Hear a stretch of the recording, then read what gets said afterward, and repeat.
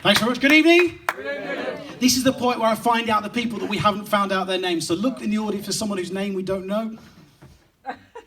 No, we've met everybody. Okay, wonderful. And it's not. I don't know if there was somebody on the door telling you which side to sit. But this side we've got screenwriters and psychoanalysts, and this side we've got plasterers. And it's like a bride and groom in a wedding. You've come in.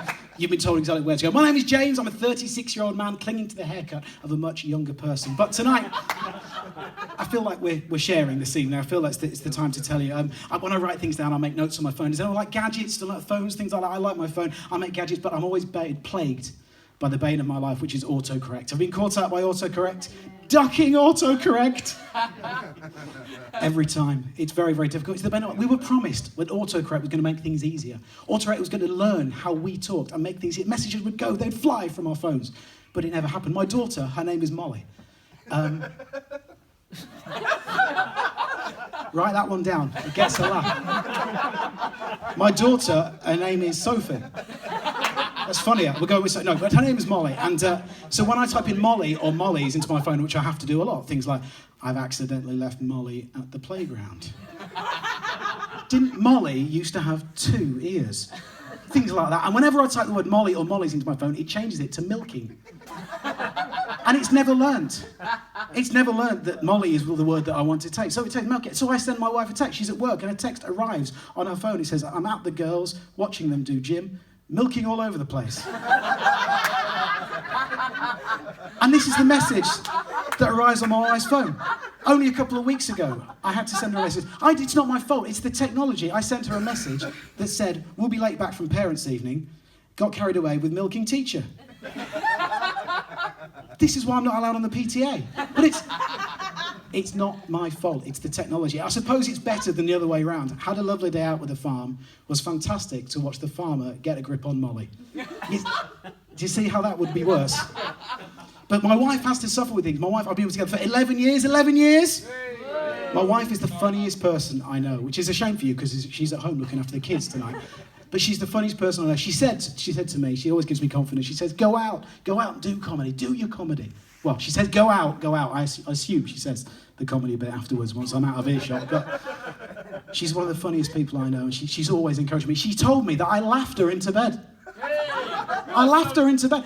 In fact, she kept laughing all the way through. When I asked her to marry me, she pissed herself. She's not laughing now, though. Thanks for coming. In fact, I've not seen her smile for 4.5 years. Miserable woman. No, I'm joking. She's what I could call a proper adult.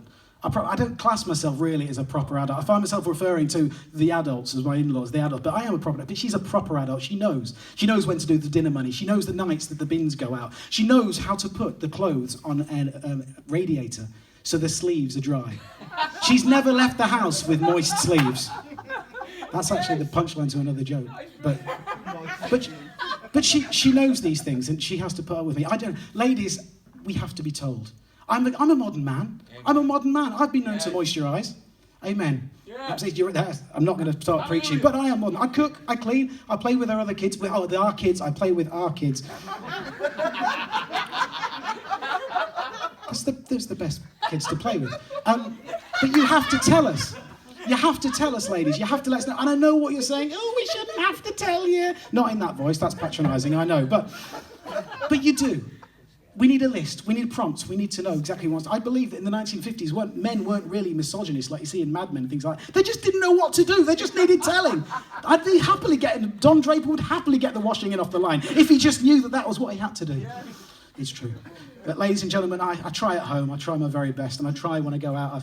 I've not really nailed down exactly what career. Obviously, comedy is not particularly one high on the list. But I sing a bit, mainly in working men's clubs. I get booked. I don't mean I just go in and sing Nessun Dorma over the bingo.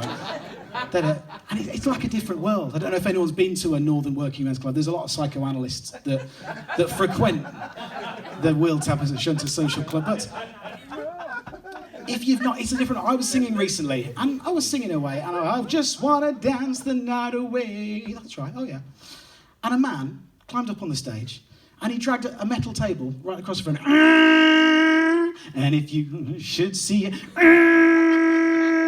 please let her. And he put the table next to me. He put it right there and suddenly started thwacking joints of meat. Joint of beef. Rack of lamb. There's the pork. And then unnecessarily approached me and said, meat raffle. And this wasn't 1978. This was 3 weeks ago in Skegness. Ladies and gentlemen, it's been lovely being here this evening. I often get told, people often recognise you. I know you from somewhere. And I get it a lot, and I don't know why that is. People say, I know you, recognise. I worked it out only a couple of weeks ago. I look like a fat baby. And people, in their day-to-day lives, they see fat babies. And they think, you look something familiar. Is that, oh no, it's that fat baby that I saw. It's my niece that was born just 3 weeks ago. So, ladies and gentlemen, I hope you've had a fantastic time. You've got lots of great comedy. It's been a pleasure performing for you. So, ladies and gentlemen, have a great night. My name's James McCann.